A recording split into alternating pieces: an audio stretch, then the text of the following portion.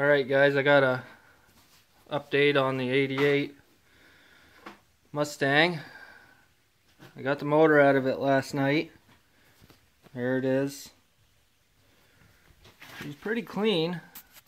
Like I said, the motor I believe is I know it's been apart and rebuilt. It's got all new gaskets and stuff in it. I just don't know. I don't know if they bought it as a remand or had somebody rebuild it. It's definitely got new gaskets. They painted it after they put all the parts on it and then painted everything. As you can see, the gaskets are all painted.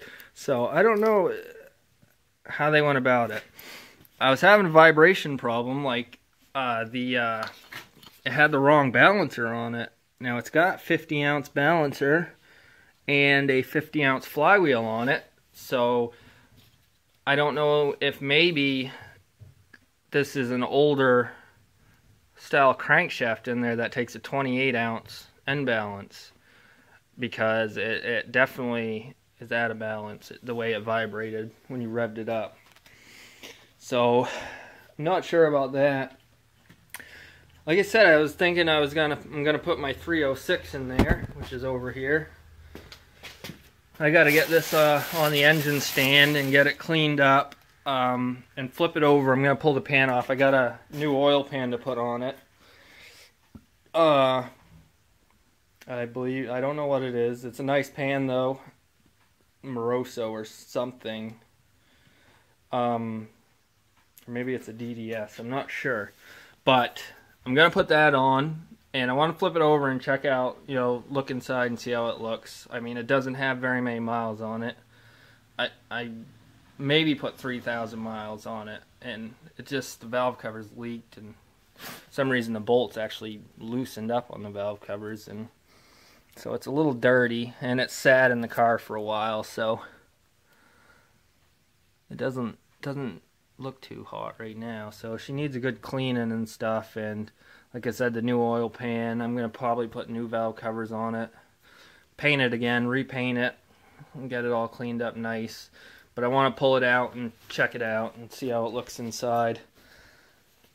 Maybe I'll throw new bearings in it while I'm right there, because I did have a problem where the first camshaft I put it in, I wiped it out and wiped the lobes off it because it had a flat tappet in it at first. So I'm definitely probably going to put new bearings in it and make sure everything looks good in there. I do have a top end kit coming, so I'm kind of in the air what I'm going to do. I may still use this motor and just put a top end kit, heads, cam, intake, and all that on this motor and use this one. I'm kind of still up in the air on what I'm going to do with the motor. It's definitely not getting a stock motor back in it, that's for sure. Let's climb up in the car here. Show you what I have to do in here. I just can't get away from these freaking rusty cars. This one here, this side isn't that bad, just got a little bit of rust going on right there. Get some light down here. So you can see it's got a little bit of rust going on right there.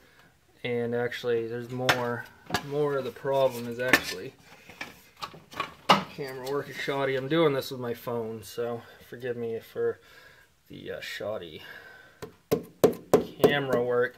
This phone actually, I think, takes better videos and uploads it better than my camera does.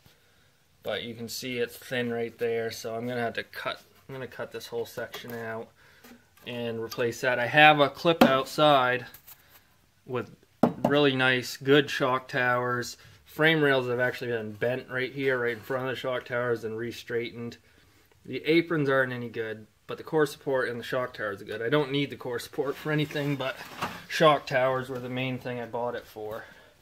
Because in my parts, shock towers in Mustangs, if they haven't been taken care of, they're friggin' almost always rotted.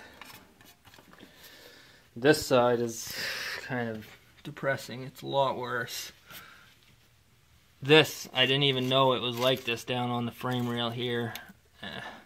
I'm really kind of bummed about this, because that's just more work I gotta do, and that means that it's not very structurally sound either, you know.